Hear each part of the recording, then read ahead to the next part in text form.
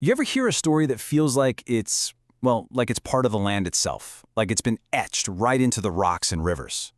Today, we're diving into one of those legends. It's an incredible story about duty, about a shocking betrayal, and a blessing so powerful it literally explains a mystery of the natural world.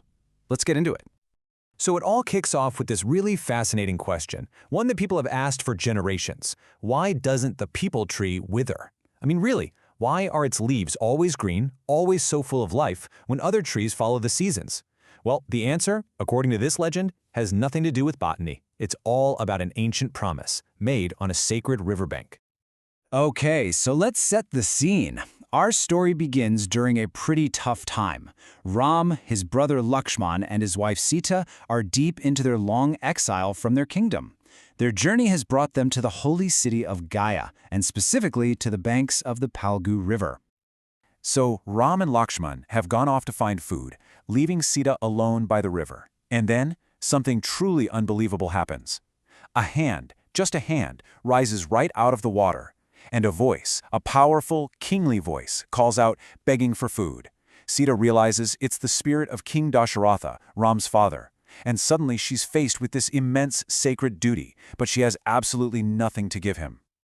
Now hold on. To really get the weight of this moment, you need to know what a pinda is. It's this super important ritual offering, usually made of rice and sesame seeds, to honor your ancestors and make sure their spirit is at peace. Failing to do this, it's just unthinkable. So Sita is in a real bind. She has to act, but she has none of the right ingredients. And this is where Sita does something just brilliant.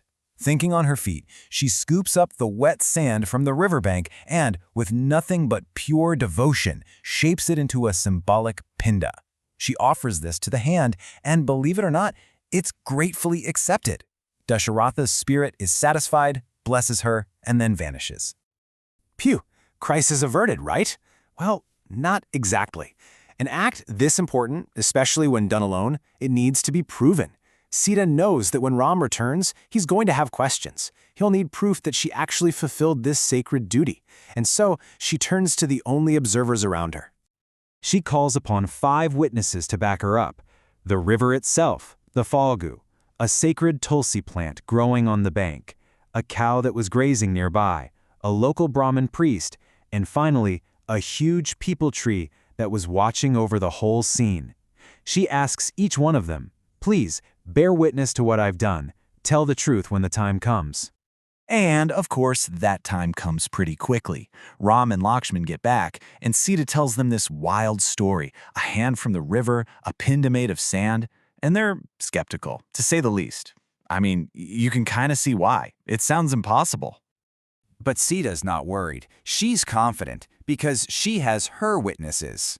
She tells them, essentially, don't just take my word for it. Ask them. She truly believes the truth will back her up. But what's coming next is a betrayal of epic proportions. One by one, Ram questions them, and one by one, they fail her. The Falgu River? It stays silent.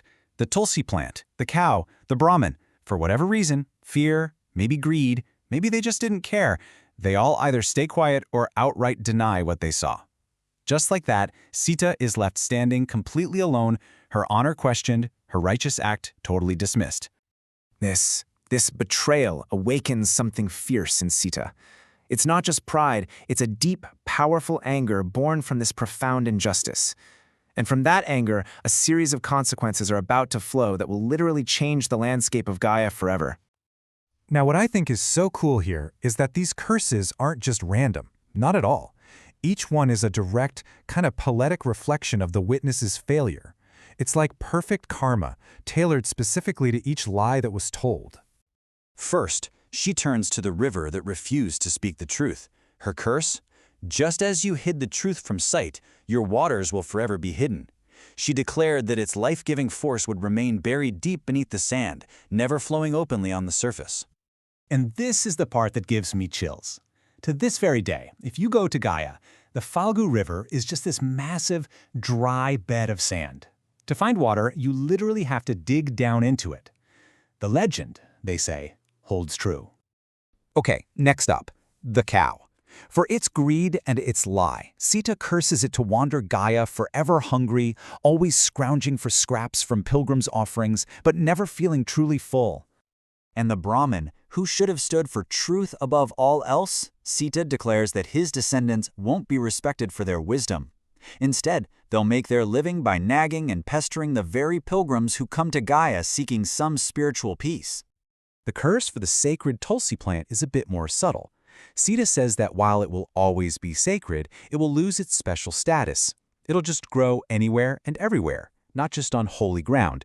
A bit of a backhanded compliment, you might say.